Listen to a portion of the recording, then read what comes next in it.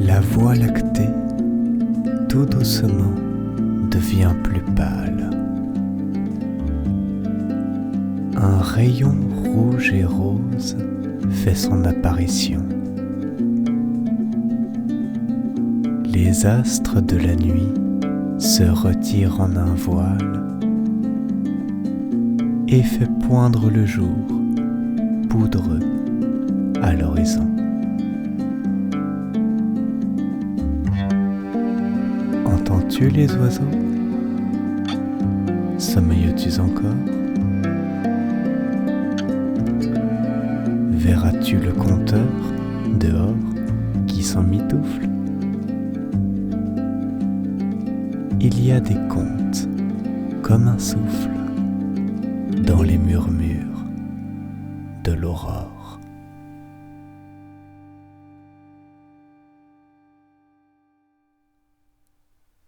La perle de vent.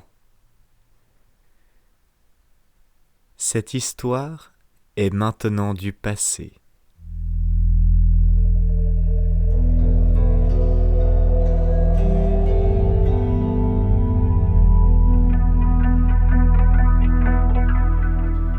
Il y a de cela des siècles et des siècles, le roi d'un minuscule État n'avait qu'un seul fils.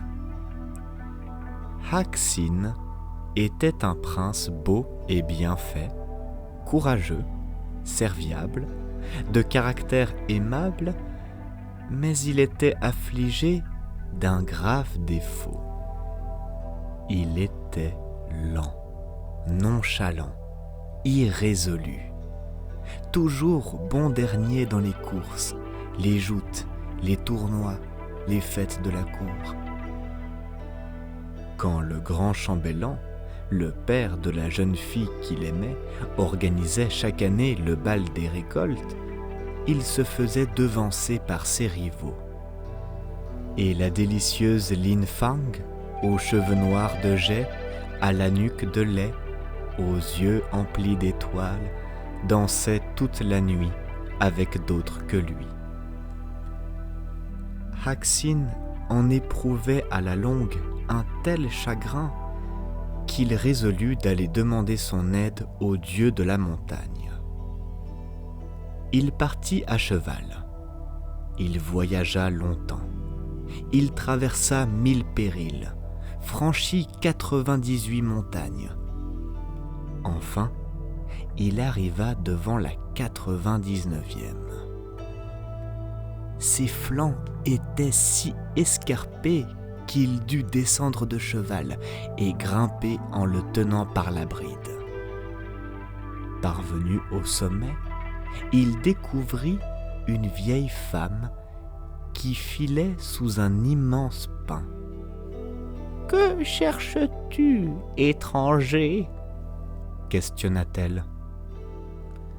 « Je viens de très loin, honorable grand-mère, » dit-il avec sa courtoisie habituelle, « pour consulter le dieu de la montagne et solliciter son aide. »« Va jusqu'à la cascade, appelle 3 fois le nom de Yuta et le dieu apparaîtra. » Haksin obéit. Il se plaça face à la cascade et cria 3 fois « Yuta, Yuta, Yuta !»« Que me veux-tu » gronda une voix puissante.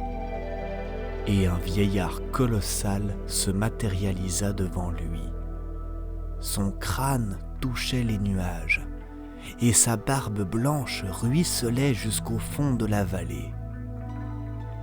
À cette vue, Haksin trembla de frayeur, mais il parla avec courage.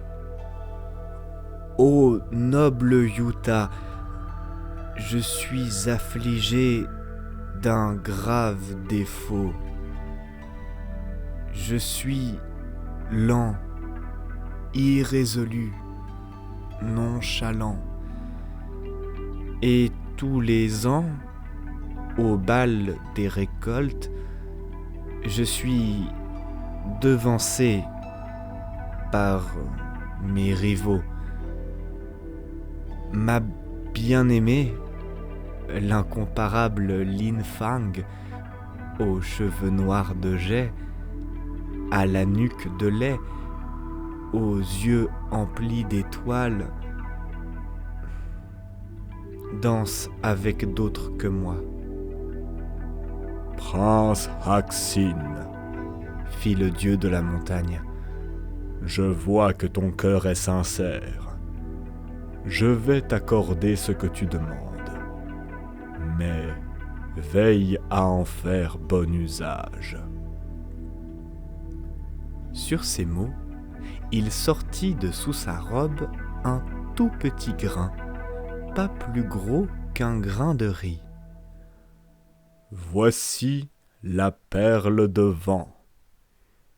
Il te suffira de la mettre dans ta bouche et tu courras aussi vite que le plus rapide zéphyr. Et le dieu de la montagne se dissipa dans les airs comme une fumée. Le prince Haxin revint dans son royaume, le cœur empli d'espoir. Il serrait précieusement la perle de vent dans un sachet dissimulé sur sa poitrine. Enfin, l'automne vint et le grand bal des récoltes. Le prince se tenait prêt. Dès les premières mesures, il plaça dans sa bouche la perle de vent et s'élança vers l'estrade où la délicieuse Lin Fang se tenait aux côtés de son père. Mais il courait si vite, qu'il les dépassa et ne parvint à s'arrêter qu'au milieu d'un champ, loin de la fête. Alors, il rebroussa chemin, mais la délicieuse Lin Fang dansait déjà avec un rival. Elle l'épousa le printemps suivant. Haxin sombra dans la mélancolie et toute raison de vivre le quitta. Un jour, désespéré, il alla se réfugier auprès d'un moine zen qui vivait dans une grotte à quelques lits du palais. « Ô moine, dit-il, je ne pouvais approcher ma bien-aimée parce que j'étais trop nonchalant, trop lent, et j'arrivais toujours le dernier.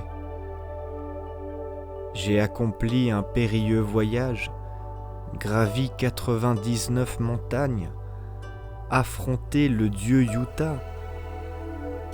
Il m'a offert la perle de vent qui me rendait plus rapide que le zéphyr, et je n'ai pu approcher davantage Lin Fang, ma bien-aimée, aux cheveux noirs de jais, à la nuque de lait, aux yeux emplis d'étoiles. »